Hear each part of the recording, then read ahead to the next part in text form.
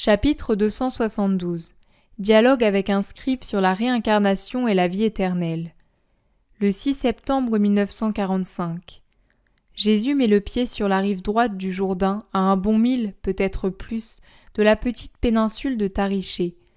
Ce n'est qu'une campagne bien verte, car le terrain, maintenant sec mais humide en profondeur, garde en vie les plantes les plus faibles. Jésus y trouve une foule de gens qui l'attendent. Ses cousins viennent à sa rencontre avec Simon le Zélote. « Maître, les barques nous ont trahis. Peut-être que Manaën leur a donné une indication. »« Maître, s'excuse celui-ci, je suis parti de nuit pour qu'on ne me voie pas, et je n'ai parlé à personne, crois-moi.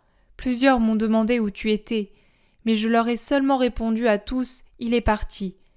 Mais je pense que le mal vient d'un pêcheur qui a dit avoir donné sa barque. »« Mon imbécile de beau-frère !» tonne Pierre, « et je lui avais dit de ne pas parler. Je lui avais même dit que nous allions à Bethsaïde. Et j'avais ajouté que s'il parlait, je lui arracherais la barbe, et je le ferai. Pour sûr que je le ferai. Et maintenant, adieu paix, solitude, repos. » Du calme, Simon. Nous avons déjà eu nos journées de paix. Et du reste, j'ai atteint en partie le but que je poursuivais, vous instruire, vous consoler et vous calmer, pour empêcher des offenses et des heurts entre les pharisiens de Capharnaüm et vous. Allons trouver ces gens qui nous attendent, pour récompenser leur foi et leur amour. Et même cet amour n'est-il pas pour nous un soulagement ? Nous souffrons de ce qui est de la haine. Voici de l'amour et donc de la joie.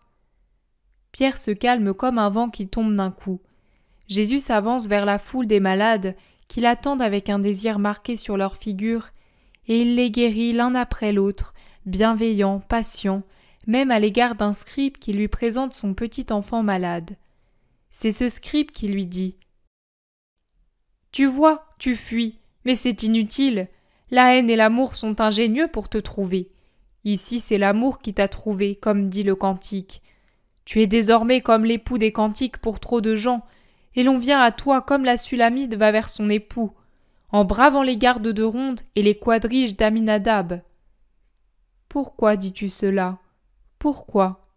Parce que c'est vrai, venir à toi est dangereux, parce qu'on te hait. Ne sais-tu pas que Rome te surveille et que le temple te hait ? Pourquoi me tentes-tu, homme ?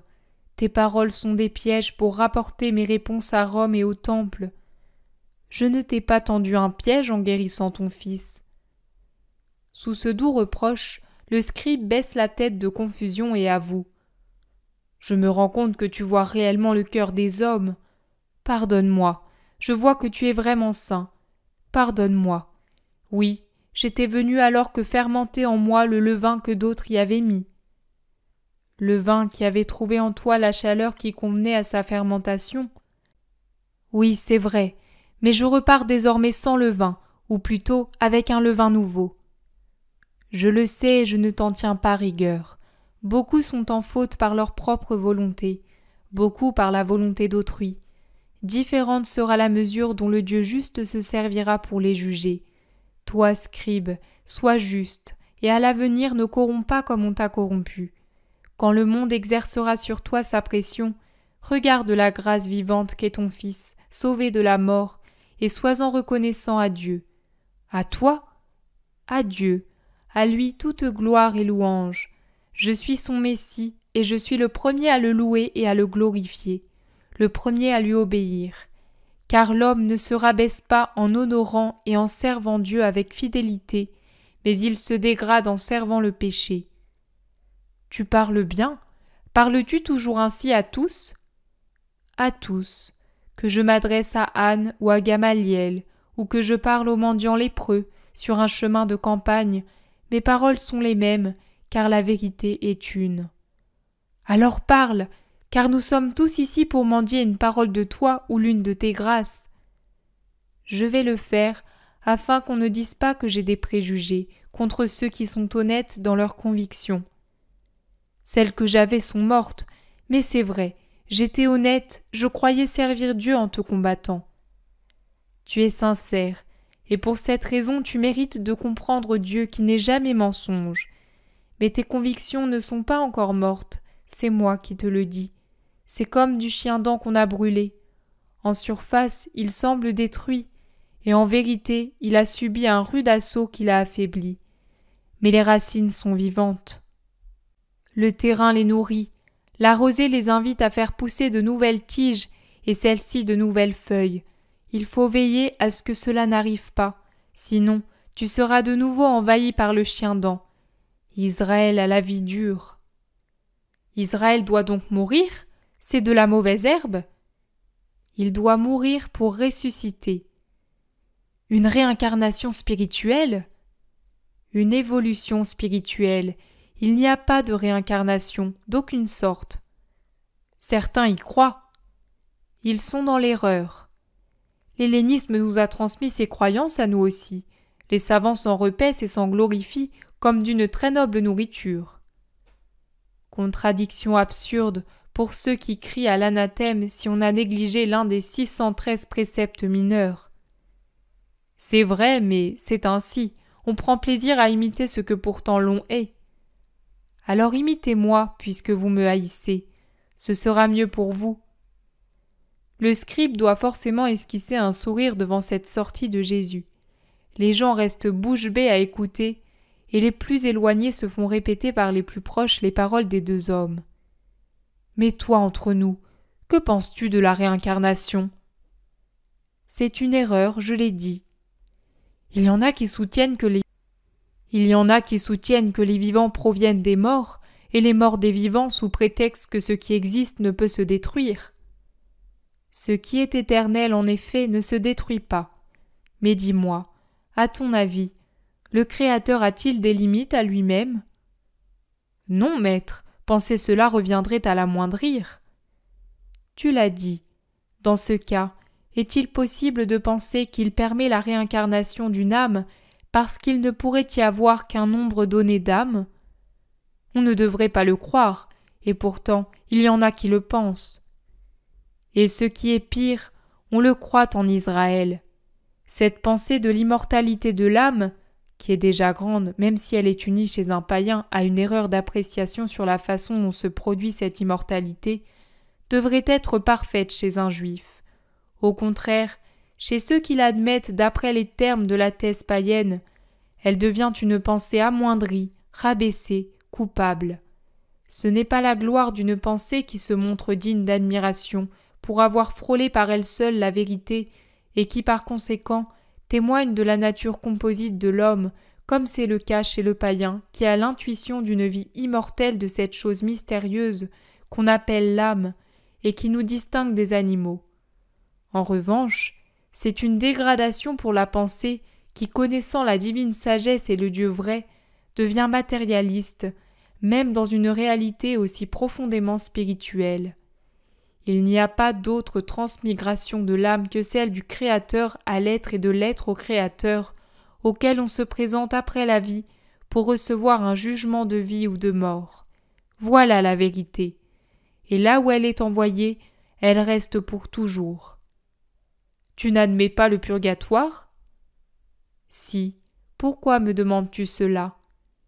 Parce que tu dis, là où elle est envoyée, elle reste. Le purgatoire est temporaire. C'est que dans ma pensée, je l'assimile à la vie éternelle. Le purgatoire est déjà vie, amoindri, lié, mais toujours de la vie. Une fois terminé son séjour temporaire dans le purgatoire, l'âme acquiert la vie parfaite. Elle l'atteint sans plus de limites et de liens. Il y aura deux demeures qui resteront, le ciel, l'abîme, le paradis, l'enfer. Il y aura deux catégories, les bienheureux, les damnés.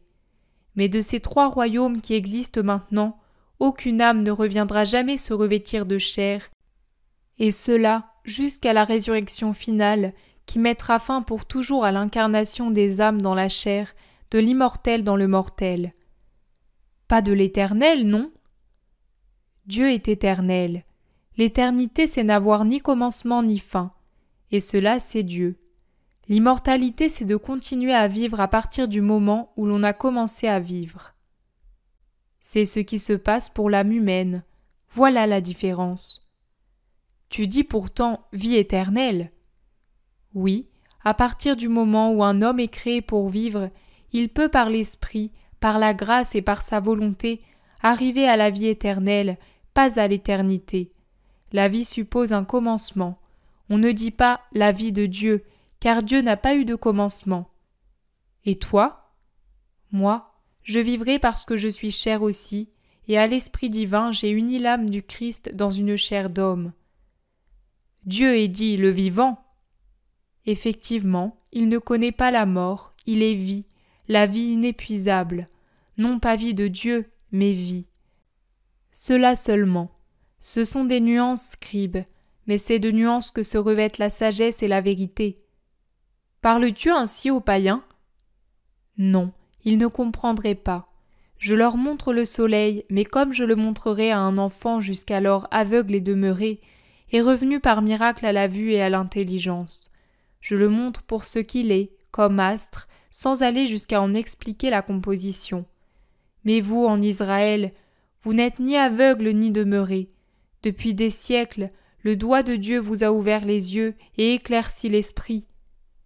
C'est vrai, maître, et pourtant nous sommes aveugles et demeurés. Vous vous êtes rendu tel, et vous ne voulez pas du miracle de celui qui vous aime. Maître, c'est la vérité, scribe. Celui-ci baisse la tête et se tait. Jésus le quitte et va plus loin. En passant, il fait une caresse à Marziam et aux petits garçons du scribe qui se sont mis à jouer avec des cailloux multicolores. Sa prédication est plutôt une conversation avec tel ou tel groupe, mais c'est une prédication continuelle car elle résout tous les doutes, éclaircit toute pensée, résume ou développe des choses déjà dites ou des idées partiellement retenues par quelqu'un. Et les heures passent ainsi.